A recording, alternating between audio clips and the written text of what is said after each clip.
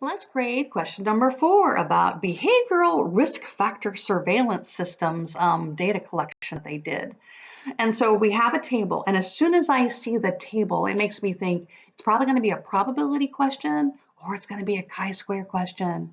Because anytime you see a two-way table, it just sort of pops into my mind. So a chi-square test of independence or a chi-square test of homogeneity.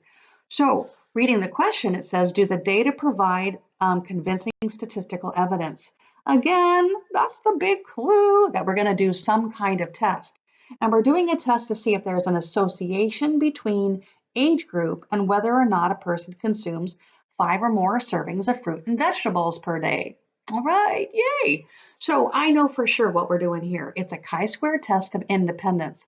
The question asks about an association, but remember, when you're working with chi-square test, the name of the test tells you what the hoe is going to be. So even though it's asking about association, it's the chi-square test of independence. So let's start out with the hypothesis part. Now, the hoe, remember no symbols, the hoe is going to be that the two variables, in this case, the age and whether they eat 5 or more servings of vegetables, those two categorical variables are independent of each other. Now, this person wrote down there is no association between age group and whether or not they've consumed 5 or more servings of vegetables. So no association is the same thing as independence, and that is the only, okay, that's the only way that we can give credit here. It has to be either independence or no association. So a check mark for the hoe, and then the ha is going to be between age group and whether or not a person eats 5 or more servings of fruit and vegetables.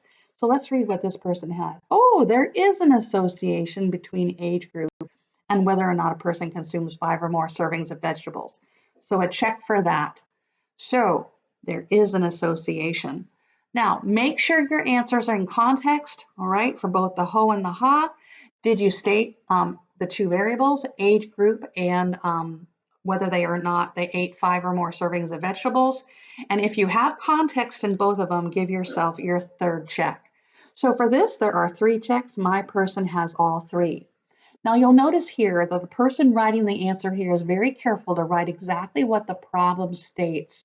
Don't shorten it. You have one chance to show what you know, so make sure you write down what the 2 groups are. Now we're going to move to the conditions, all right, of which there are 4, and we're looking for a since statement also. So the first thing we're looking for is independence. Let's see, independence, the responses don't influence each other. Oh, okay, well, who makes up our sample right here? It's a bunch of adults in the United States. So I would say the adults are independent of each other. But I think that means the same thing as what this person says, so I'm going to give this person a check for independence. In terms of randomization, okay, so in this particular case, do I know if this group was selected randomly? If you look up in the problem, it does say that this is a random sample of 8,866 adults. So guess what? Random sample is true. It's stated in the question. Check. I would like it better if it was in context, but they did get their check for randomization here. The next thing I'm looking for is cat counts. And in this particular case, there is no cat counts condition. So that means you need to look at your paper and do you have, for cat counts, I have counts of the categorical variables. And did you list your 2 variables, which would be age group and whether or not they have consumed 5+ servings of fruits and vegetables. Now, my person does not have that, so they are not going to get the cat counts condition. So far they have 2 out of the 3. There's one more condition that we have to check for, and that is going to be the expected values. The expected values, they need to be written down. Now they do state out the smallest expected value is 240.2, which is greater than 5. All right, but it needs to be all of them, not just the smalls. The smallest does imply that all of them, if the smallest is greater than or equal to 5, that means all of them. But I'm not going to give credit because I'm expecting you to write all the expected values are greater than or equal to 5. And then there should be an arrow up here. There should be a key, okay, for observe expecteds. And there needs to be the expected values written for each one, and my person does not have that.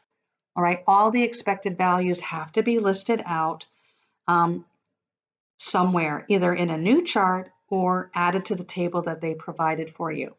Okay, and now I'm looking for a since statement. Since all the conditions are met, we're going to do a chi-squared test of independence. Now what I'm going to do is I'm going to look elsewhere on the paper because I did notice up here that they identified the name of the test, but it is the incorrect name. There is no such thing as a chi-square test of association. In our list, there is a chi-square test of independence, so my person is not going to get credit for naming the test. So in this particular problem, there are independence, okay, randomization, cat counts, expected values greater than or equal to 5 plus one more for showing the expected values, and then one for your since statement identifying the name of the test. There are 6 checks here. My person only has 3 out of the 6. All right, so you check yours and make sure you have all 6. That includes the since statement. Now, the mechanics part. Okay, you have to have your chi-squared statistic, 8.983, check. You have to have listed out your degrees of freedom, all right? The calculator will give it to you, but remember it's the number of rows minus 1 times the number of columns minus 1.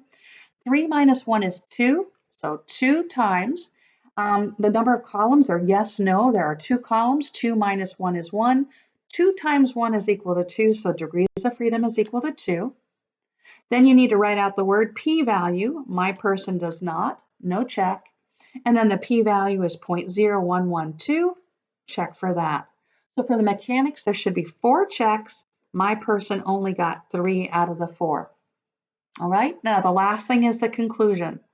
The first sentence is going to be using a chi-square test of independence. My person does not have it. They do state their p-value of 0.0112, check. They do have a math comparison word, smaller than, check. The alpha level, guess what? They just put alpha. They did not state their alpha was 0.05, okay? But then what I'm going to do is I noticed up at the top, and the AP reader will notice this too. They did state what their alpha level is. They're using 0.05. So guess what? I am going to give them credit for stating their alpha level, all right? So 4 checks so far, all right? So that means I reject the hoe is the second sentence. This person did get it right. I reject the hoe. So there is evidence. So I'm looking for a 2-sentence conclusion here for the third and the fourth sentence. That I have evidence that there is an association between in the words of the question. My person does have that there. Check. Okay. And then there needs to be one last answer. I have evidence, and then write it down in the words of the problem. And so really in this one, it is the same sentence actually. If you wrote it well first time, you're going to get it right the second time. So I'm going to go ahead and give this person that check too. So 4 plus 1 plus 1 plus 1, there are 7 checks right here. My person only got 6 out of the 7, all right? And so totally 7 plus 4 is 11, 11 plus 6, 17, 17 and 3 is equal to 20, all right? So this is out of 20 points, and my person got 9 plus 6. My person got 15 out of 20, so write your total over your 20 over at the top of your page so you can use it later to find out what your self-assessed grade is going to be. All right, have a great day.